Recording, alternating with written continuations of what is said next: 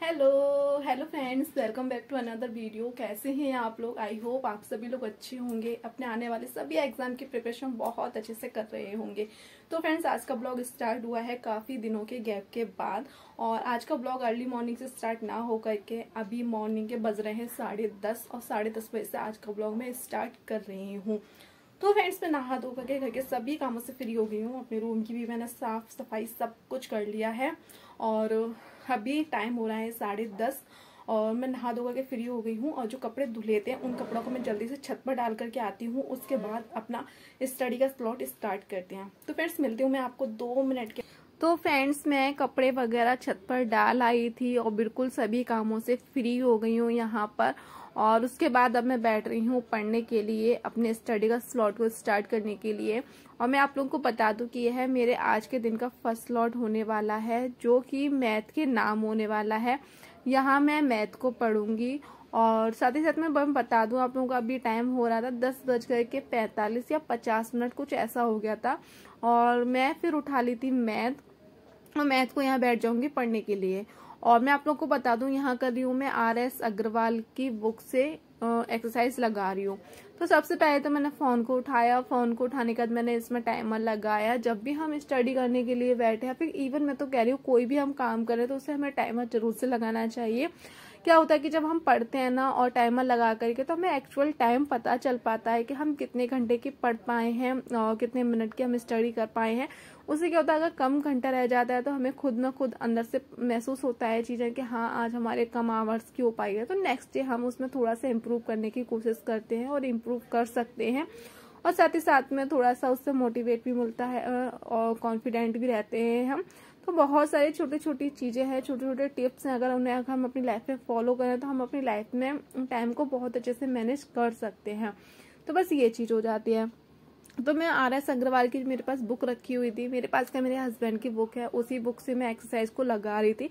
और RS अग्रवाल मैं पहली बार पढ़ रही हूँ क्योंकि मैंने RS अग्रवाल को अभी तक नहीं देखा है।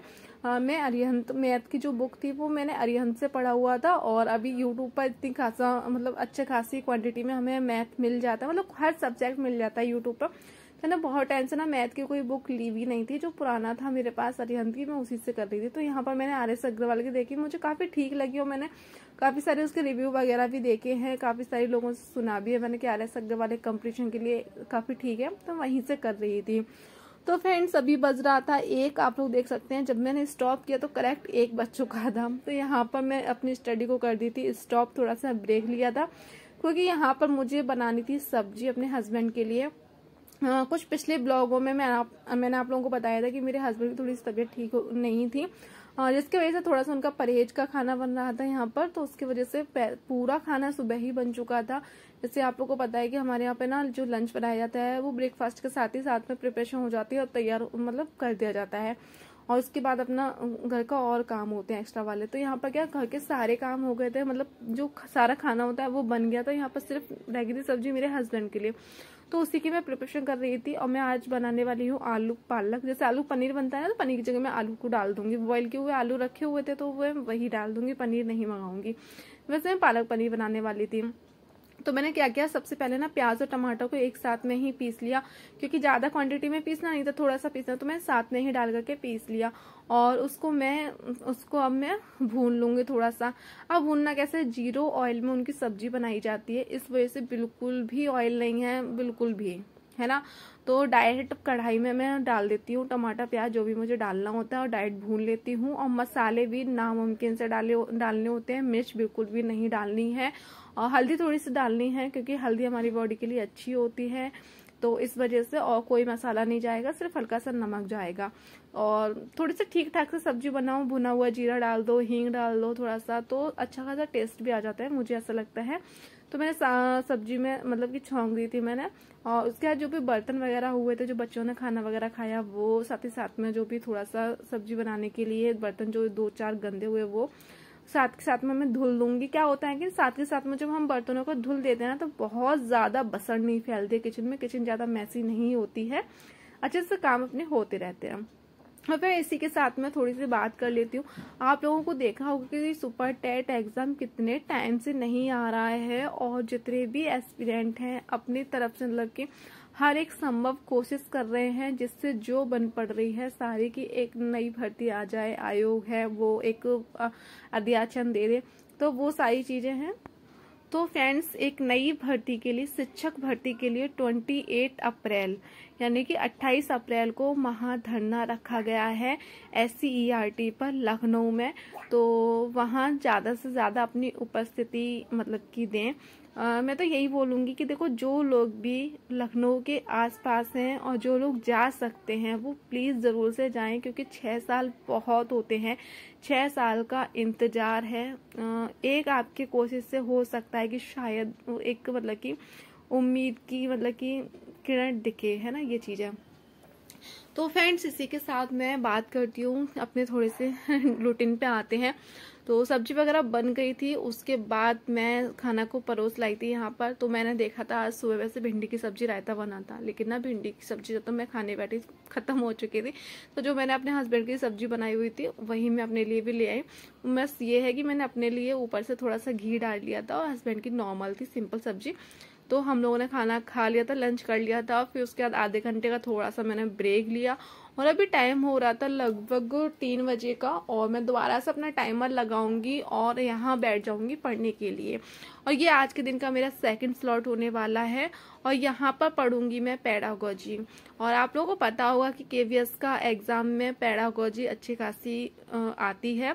तो पेडागोजी को मैं यहाँ पढ़ूंगी। और यहाँ मैं जैसे कि लास्ट वीडियो में मैंने आप लोगों को बताया था कि मेरी पेडागोजी में यूनिट फर्स्ट चल रही थी।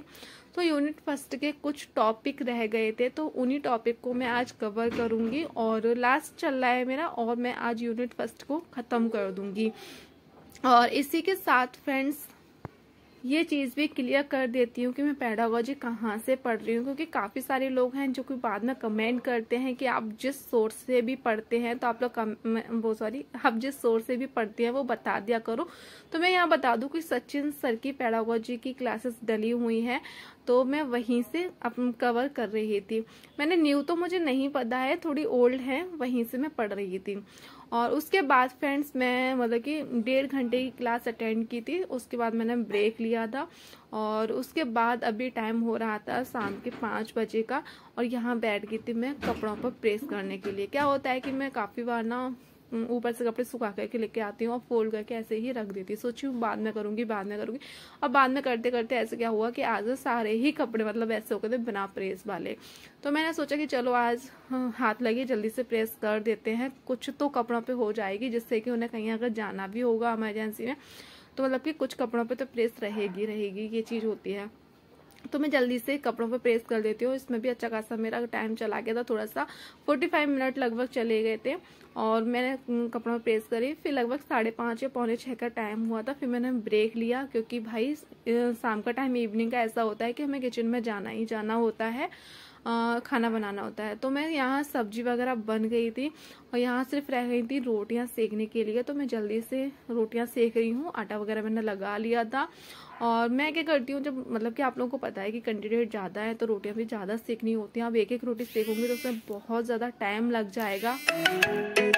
तो घर पर तो मैं एक रोटी करके ही सेकती थी और मेरी यही हैबिट थी। अब क्या है, यहाँ पर आकर के थोड़ी सी मैंने दीदी लोगों को देख करके हैबिट को चेंज किया है। अब मैं 4-5 रोटियां इकट्ठी तवे पर पलट पलट करके इकट्ठी कर लेती हूँ, देन उसके बाद मैं सेकती हूँ। इससे क्या होता है कि थोड़ी मतलब कि जल्दी बन जाती है, थोड़ी स्पीड से काम कर लेते हैं, ये चीज़ है। लेकिन ये ना कि कुछ लाइफ में अपने आप चेंजेस होते रहते हैं अपने समय के अकॉर्डिंग, बस ये चीज़ है। तो यहाँ पर आप लोग देख सकते हैं अरहर की दाल बनाई हुई है। ये देसी दाल है, मतलब कि 2 तरह की दाल होती है, एक देसी एक वैरायटी। तो ये देसी वाली दाल है, इसका टेस्ट एक अपना अलग ही होता है, यम्मी। और उसके बाद ये इस कुकर में बनाए हुए हैं चावल, और इसमें बने हुए हैं करेले जो कि दीदी ने बनाए हुए हैं, भरवा करेले, चावल, दाल।